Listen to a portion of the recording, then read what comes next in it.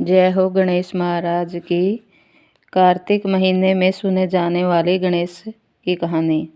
एक अंधी बुढ़िया माई थी जिनके एक बेटा और एक बेटे की बहू थी। वह बहुत गरीब थी। वह हमेशा गणेश जी की पूजा करती थी। तो एक रोज़ गणेश जी कहने लगे कि बुढ़िया माई कुछ मांग लो, नहीं तो अपने बेटे और बहू से पूछ लो। तो वह अपने बेटे और बहू से बोली। बेटे ने कहा कि माँ धन दौलत मांग ले। और फिर अपनी बहू से पूछा तो उसने कहा माँ पोता मांग लो। तो बुढ़िया माई ने सोचा कि यह तो दोनों अपने मतलब की चीज़ें मांग रहे हैं।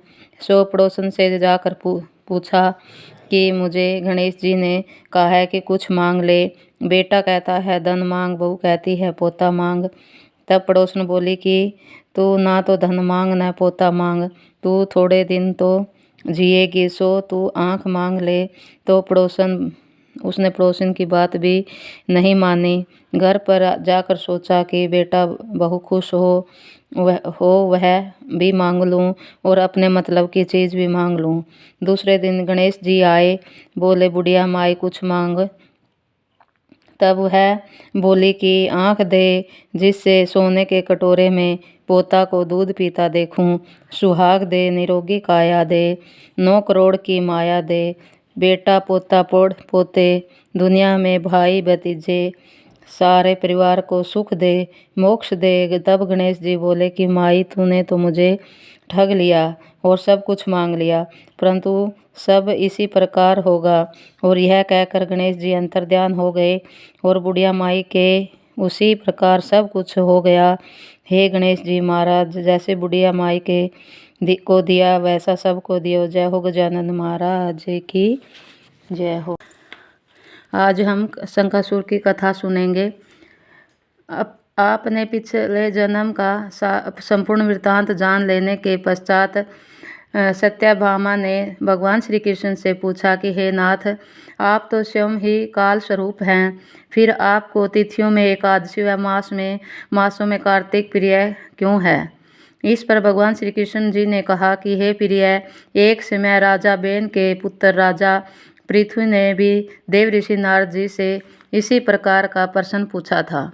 तब नारद जी ने कहा था जो कहा वही मैं तुमको बतलाता हूँ।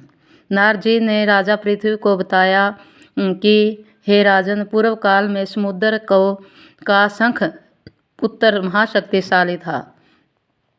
उसने अपने बल से इंद्र आदि देवताओं को स्वर्ग से खदेड़ दिया और लोकपालों के अधिकार छीन लिए।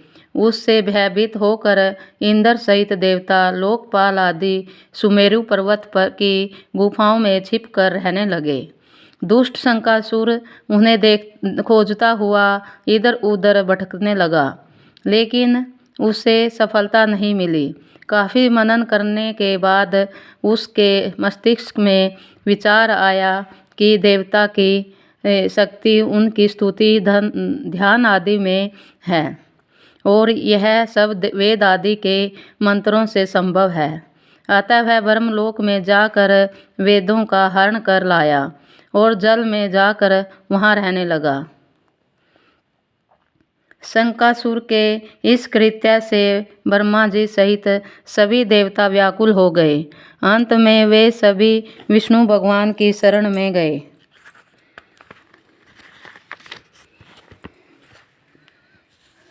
विष्णु भगवान जी अक्षीर सागर में थे, वो सभी देवता वहीं पहुँचे। उस समय श्री विष्णु शेष शैया पर शयन कर रहे थे। देवता उनकी स्तुति करने लगे। देवताओं के स्तुति गान से श्री विष्णु जाग गए और देवताओं को अपने सामने दयनीय अवस्था में देखकर पूछा कि हे देवताओं, तुम्हारी यह दशा किसने की। तब देवताओं ने उन्हें प्रणाम करके कहा कि हे प्रभु, समुद्र के पुत्र शंखासुर के कारण ही हमारी यह दशा हुई है। वह दुष्ट हमें स्वर्ग से खदेड़ कर तथा वेद आदि ग्रंथों को चुरा कर जल में जाकर छिप गया है। वेदों के न रहने से हम देवताओं की शक्ति क्षीण हो गई है, क्योंकि यज्ञ आदि क्रियाएं नहीं हो पा रही हैं। हे दीन वत्सल प्रभु, हम आपकी शरण में हैं। अब आप ही हमारा कल्याण करें। देवताओं की विनय सुनकर भगवान विष्णु ने कहा कि हे देवताओं, मैं तुम्हारे मनोरथ अवश्य ही पूर्ण करूँगा। कार्तिक मास के शुक्ल पक्ष की एकादशी प्रमोदनी एकादशी के दिन मैं तुम्हारा यह कार्य करूँगा। समुद्र पुत्र शंखासुर वेदों को लेकर जल में छिप गया है, उसे मारकर उससे मैं वेद तुम्हें लाकर दूंगा। लेकिन प्रतिवर्ष कार्तिक मास में वेदों का जल में ही वास रहेगा। श्री विष्णु ने आगे कहा कि जो लोग कार्तिक मास की इस एकादशी को मेरा भजन पूजन करेंगे वे पूज्य होंगे। तुम लोगों ने इस एकादशी के दिन मुझे जगाया है, अतः यह एकादशी मुझे विशेष प्रिय रहेगी। हे देवताओं, जो व्यक्ति इस एकादशी तथा कार्तिक मास में श्रद्धा भक्ति से व्रत करेगा उस पर मेरी विशेष कृपा रहेगी। सूत जी ने कहा कि हे ऋषियों, जो व्यक्ति इस कथा को श्रद्धा भाव से पढ़ेगा या सुनेगा उसे संसार के सभी सुख दीर्घ काल तक प्राप्त होंगे। ओम नमः भगवते वासुदेवाय नमो नमः। जय हो कार्तिक भगवान की, जय हो विष्णु भगवान की। राधे राधे।